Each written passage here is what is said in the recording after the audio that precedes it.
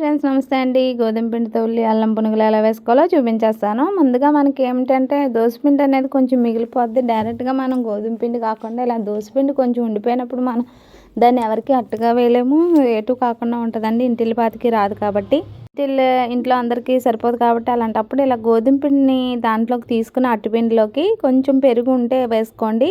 లేకపోయినా పర్వాలేదు, వాటర్తో కలిపి వేసుకున్నా చాలా టేస్టీగా వస్తుందండి. అలాగే కొంచెం ఉప్పు, కొంచెం తిని సోడా ఉంటుంది కదండి, అది కూడా వేసుకోండి. అంటే మనం వంట సోడా అంటారు కదా, దాన్నండి, అది వేసుకోండి. కొంచెం వాటర్ వేసుకుని మనకి పునుగులు వచ్చే విధంగా కలిపేసుకొని పక్కన ఉంచుకోండి. ఇలాగా ఉల్లిపాయ, ఒక పచ్చిమిర్చి, ఒక చిన్న అల్లం ముక్క, కొంచెం కరివేపాకుని రెమ్మలు కూడా ఇలాగ చాప్ చేసుకోండి సన్నగా. అలాగే ఉల్లిపాయ కూడా సన్నగా చాప్ చేసుకోండి. అలాగే అల్లాన్ని కూడా సన్నగా చాప్ చేసుకోండి. నేను ఏమైతే చెప్పానో అవి ఉండాలి, అందరికీ ఇంట్లో ఉంటాయి కాబట్టి పర్వాలేదు. అన్నీ తీసేసుకొని సన్నగా చాప్ చేసుకుని పక్కన ఉంచేసుకొని ముందు నార్మల్ పునుకుల్లాగా మీకు దీంతో మామూలుగా కూడా వేసుకోవచ్చు. ఉల్లిపాయ అల్లమే కాకుండా అండి, నార్మల్గా కూడా వేసుకోవచ్చు. అలా కూడా వేసి చూపించాను చూడండి.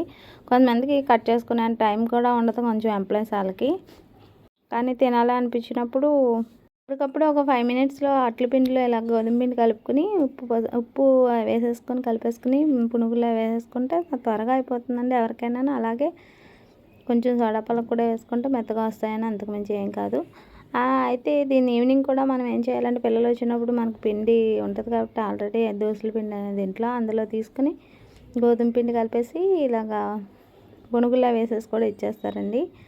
అంతేనండి. డీప్ ఫ్రై సరిపడగా ఆయిల్ పెట్టేసుకొని ఇప్పుడు నేనైతే మామూలుగా దీన్ని డీప్ ఫ్రై చేసేసాను పునుగుల్లా వేసేసి. అవి రెడీ అయిపోయాక మనం తీసేసుకోవడం అండి. తర్వాత ఏం చేయాలంటే, మిగిలిన పిండి ఉంది కదండి, ఇప్పుడు ఉల్లి అల్లం పునుగులు అని చెప్పాను కదా, ఇప్పుడు చూడండి. ఈ ఉల్లిపాయ, అల్లం ముక్కలు, కరివేపాకు, పచ్చిమిర్చి అన్నీ వేసి మళ్ళీ ఒకసారి బాగా చేతితో పిసికేసేయండి. పిసికేస్తే ఆ ఫ్లేవర్ అనేది దానికి పడుతుంది. అంతే అండి.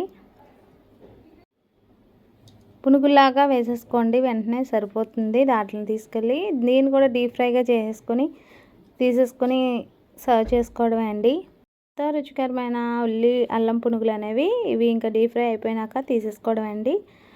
అయితే చట్నీ కూడా అవసరం లేదు, నేను ఉందని చట్నీ సర్వ్ చేసి మీకు చూపిస్తున్నాను. లాన్ కూడా ఎలా కుక్ అయిందా అని డౌట్ వస్తుంది.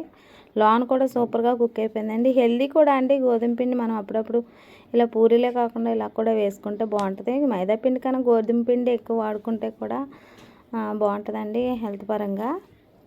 అయితే మనకి డైజెషన్ కూడా అయిపోద్ది. మైదా పిండి అయితే గమ్మున డైజెషన్ అవ్వదు. బయట మనం కొనుక్కుంటాం, మైదా పిండే వేస్తారు. నేను అంతేనండి, సర్వ్ చేశాను. వీడియో కనుక నచ్చితే ట్రై చేయండి. ప్లీజ్ సబ్స్క్రైబ్ చేయండి.